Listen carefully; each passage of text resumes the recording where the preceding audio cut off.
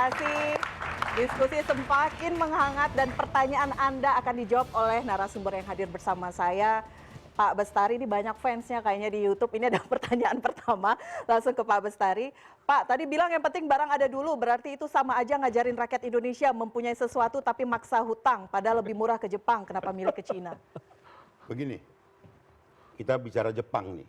Jepang, bahkan sampai hari ini, saya agak nggak sreg gitu sama Jepang. Kenapa? Nggak ada satu ilmuwan pun, atau mungkin karena belajarnya di Jepang, jadi bela Jepang gitu. Di Jakarta itu ada 4 juta mobil, 12 juta sepeda motor. Jepang bikin apa untuk Jakarta? Hah? Itu saya sudah hitung dengan harga X itu kuadriliun yang kita beli belanja kepada Jepang. Mau ditambah dengan Surabaya, mau ditambah dengan yang kampung lainnya nih, kota-kota besar lainnya, yang nggak dilihat oleh abang-abang ini. Nah kemudian perlu, ya abang-abang ini kan bisa saja abang yang manapun ya kan, nggak nyampe akalnya ke sana. Ya kan? Nah kemudian Jepang tidak pernah menawarkan yang namanya alih teknologi. Cina menawarkan itu. Artinya memberi kesempatan kelak kepada anak bangsa ini untuk memiliki keahlian. Yang oleh sebagian orang, jangan kita punya keahlian. Jadi bukankah Indonesia sekarang sudah mengekspor mobil nama Toyota? Kenapa? Indonesia bukannya sudah ekspor mobil Toyota? Pak, lisensi mobil itu Pak tidak ada di Indonesia Pak, sampai hari ini belum. Bapak ini gimana sih di PDIP masa nggak diajarkan pabrik begituan? Yang saya tanya, bukankah Indonesia sekarang sudah ekspor mobil merek Toyota? Mobil. Ya, itu buatan mana? Dibuat di sini, dirakit di sini, itu mobil rakitan. Ya artinya Jepang juga memberikan... Pak, itu rakitan. Udah, kan terjawab sudah kan ketidakpahaman Bapak tadi. Nah maka jawaban kita adalah, kita sedang memberikan kepada China supaya, kenapa? Dia tidak terikat pembayaran, bisa restrukturisasi terus loh. Artinya keputusan bisa terus dimintakan. Artinya keputusan Pak Jokowi sangat tepat. 100%. Bagi yang tidak suka Pak Jokowi, memang ada hal yang kemudian mereka katakan ini nggak benar menurut keilmuan saya. Maka Pak Prabowo juga sering menyatakan begini. Secara teknologi Cina lebih maju loh. Gitu kan? Mungkin secara karena teknologi belajarnya di tempat asing, jadi ya itu kelakuannya gitu. Kayaknya nggak senang kalau dari Pak Jokowi keluar sesuatu yang patriotik, semangat tinggi, dan penuh hasrat untuk Indonesia lebih maju. Vira, tambahannya. Vira, tambahannya. Cina itu sekarang adalah paling canggih dan paling maju dibandingkan negara lain. Oke. Saya tanya dulu, mengomentari ini tadi pertanyaan dari netizen. Ekonom. Silakan. Ya, yang pasti seperti ini Mbak, bahwa kita ada satu tulisan bagus banget itu mengkritisi terkait dengan proyek-proyek Cina di negara berkembang. Dan salah satu klausul di situ adalah kerahasiaan. Kerahasiaan itu kalau tadi Pak Agus sampaikan di Cina tuh sangat tertutup dan di klausul tuh ada. Terus kemudian kalau kita lihat sebenarnya ini juga boleh dibilang adalah deep trap diplomasi, bahwa di sini sudah banyak sekali Mbak, bahwa di negara-negara berkembang itu deep trap itu terjadi dengan Cina, dengan misalkan ada negara Sri Lanka, Laos juga sama gitu kan. Nah makanya tadi bolehlah Pak Jokowi semangat gitu, tapi yang kita khawatirkan adalah dampaknya ketika tidak ada kajian yang prudent, tidak ada kajian yang memang di situ dijelaskan terkait dengan hutangnya seperti apa, pembayaran seperti apa, operasional seperti apa. Di situ tidak ada, dan ini memang salah satu yang boleh kita sampaikan sangat tertutup sekali ketika Cina itu membuat kerjasama dengan negara berkembang.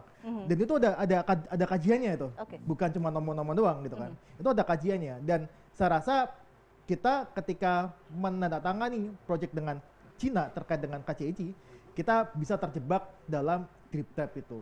Dan itu yang kita khawatirkan sampai sekarang. Dan kita sudah masuk jebakan itu? Sudah.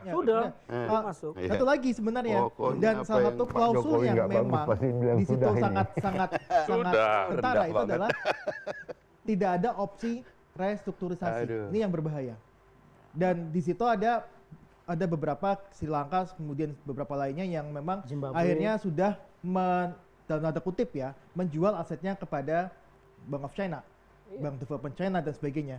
Dan itu sudah kita Zimbabwe, peringatkan dan kita khawatirkan ketika FS pertama kali dan sebagainya, di situ tidak ada kajian yang terbuka dan sebagainya. Yang kita khawatirkan ini akan jadi beban masyarakat, bukan cuma beban dana negara tapi beban masyarakat, karena ya suatu saat nanti kita nggak tahu. Dan saya sangat meyakini dengan apa yang disampaikan oleh almarhum Bang Faisal pada saat itu, bahwa hutang untuk KCIC ini sampai kiamat pun tidak akan lunas. terbayar. Oke. Oke, Baik. Jelaskan PSO dong, supaya nggak salah. Iya. Jadi begini, saya mau tanya nih, Pak Jokowi kan sudah selesai jadi presiden ya. Kira-kira Anda dan beliau-beliau ini sampai sekarang nggak punya akses untuk ke dokumen-dokumen yang Anda butuhkan itu? Loh, saya rakyat kok suruh nyari. Pejabat Disediakan nah. dong, Pak. Ya? Harusnya disediakan Ya dong. harus Ya, datang dong. Oh kalau rakyat tapi bisa bicara tapi nggak mau menggerakkan kaki. Lo Datang ngapain, dong. ngapain Kita ambil mau dokumen, memahami nggak perlu. Pak, Dari kita ada yang yang didapat. Coba bicara ke sebelah Bapak itu DPR, ada dokumen Iya, itu nggak DPR. semua? Ini dia. Tanya dong. Silakan dong. Silakan. Dokumen negosiasi Anda itu kan ada nggak membutuhkan DPR itu. punya? Kita yang tanya, kita yang PDIP tanya. kan membutuhkan itu. Pak Ilvi, Dokumen itu Sebetulnya yang paling gampang dokumen itu Anda. ada Karena Anda tim adalah ya. kader PDIP. Ada tim untuk KCIC Tanya yang dong ke diketuai PDIP. oleh Pak Luhut. Kok susah sih? Ya, ada dari Menteri Keuangan. Oke, Ya, Komisi 6 mereka punya yang tahu tidak untuk dokumennya? itu. Udah kasih Tunggu. jangan bicara. Dokumen yang diperlukan Kalian itu, tahu. missing link dan lain-lain itu Komisi 6 Tinggal Ada. kantor punya PDIP tidak? aja bertanya. Aksesnya dibuka tidak? Jadi gini, kalau Komisi 6 kan yang pasti punya harusnya dari KCIC atau Ya. NKI atau mungkin ekonomi-ekonomi yang waktu itu terlibat gitu. Kalau kami kan ini kan kami pengawasan. Saat ini kami lagi reses, jadi kita nggak bisa meminta itu. Tapi tanggal 7 November itu kalau nggak salah kami ada ngungker langsung ke KCIC. Oke. Jadi nanti akan saya tanyakan, tenang Oke. aja, nggak usah khawatir. Kami sebagai wakil rakyat, kami akan pastikan itu akan kita dapatkan. Gitu. Dan kita akan kulik benar apa yang terjadi pada saat itu, apa yang terjadi. Bisa nggak manggil pejabat yang selama ini terlibat bernegosiasi? Kan harus bisa manggil. Tentu Mungkin kita Komisi 11 mungkin ya. Ya, itu Komisi 11. Ya, Oke.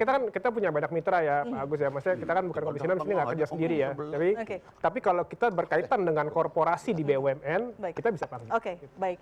Saya ke Anda singkat saja, karena ini juga ada suara lainnya dari Pak Widodo. Kalau nggak dibangun, kapan majunya negara ini? Ternyata ada juga ini. Kita Katanya. tidak menolak, siapa sih? Saya. Ferdinand. Kita tidak menolak pembangunan. Tapi kita ingin pembangunan itu dilaksanakan dengan analisis yang benar, kaidah-kaidah yang tepat sehingga tidak risikonya rugi seperti ini. Kita menganggap bahwa pembangunan kereta cepat ini tidak mengindahkan kaidah-kaidah tadi. Tidak mengindahkan analisis risiko bagaimana pembayarannya berapa tahun dan hal-hal yang perlu dianalisis di situ. Nah, ini yang kita mau, kita ingin membangun Indonesia. Kita setuju sepakat membangun kereta cepat, jangankan Jakarta-Bandung, Jakarta-Surabaya kita bangun. Tetapi kita ingin pembangunan itu sesuai kaidah-kaidah yang benar supaya tidak merugikan tetapi menguntungkan. Dan kalaupun tidak bisa menguntungkan, karena bisnis transportasi ini kan selalu kata orang tidak menguntungkan besar. Tapi bukan tidak rugi, harusnya tidak rugi meskipun tidak untung. Ini yang kita harapkan.